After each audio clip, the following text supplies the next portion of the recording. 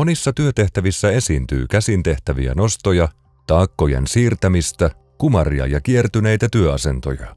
Nämä kuormittavat tuki- ja liikuntaelimistöämme ja voivat olla työntekijän työkyvylle riski. Työnantajan velvollisuutena on suunnitella työ- ja työympäristö niin, että työn tekeminen on turvallista ja työkuormituksesta ei ole haittaa terveydelle. Vaara- ja kuormitustekijöitä tulee jatkuvasti seurata.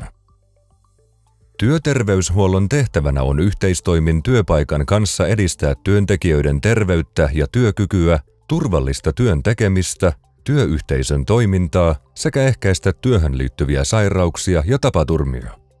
Työterveyshuollon asiantuntemusta kannattaa hyödyntää arvioitaessa käsin tehtävien nostojen ja siirtojen terveydellistä merkitystä.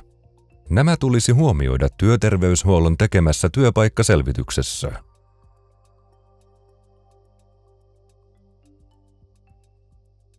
Nostot ja taakkojen siirrot on huomioitava myös työpaikan omassa riskien arvioinnissa.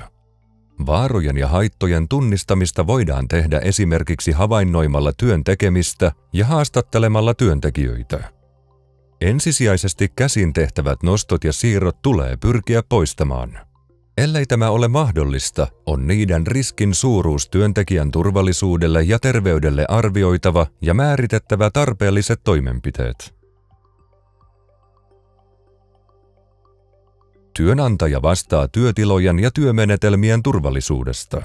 Jos työssä ei voida välttää käsin tehtäviä nostoja ja siirtoja, tulee ne suunnitella mahdollisimman turvallisiksi.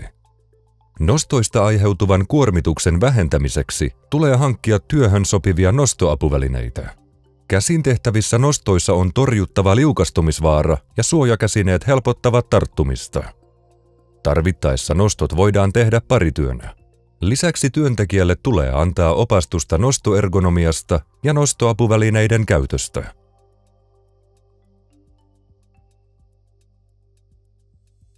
Tuki- ja liikuntaelimistön haitallisen kuormituksen välttämiseksi on tärkeää pyrkiä vähentämään raskaiden taakkojen määrää ja tiheään toistuvia nostoja. Mikäli nostoja tarvitaan, työasento ja työliikkeet tulisi pitää mahdollisimman lähellä perustyöasentoja eli nivelten keskiasentoja. Tilanne on optimaalinen silloin, kun ei jouduta kumartumaan, kiertämään vartaloa tai kannattelemaan taakkaa tarpeettomasti. Esimerkiksi taakka voidaan siirtää tasolta toiselle samalla korkeudella ja siirrettävät matkat pidetään mahdollisimman lyhyinä. Tasojen päällä liikutteluun voidaan käyttää erilaisia rullapöytiä ja ratoja.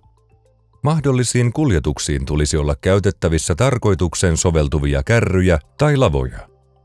Oikein suunnatuilla toimenpiteillä sairaspoissaolot vähenevät ja työntekijät jaksavat töissään paremmin.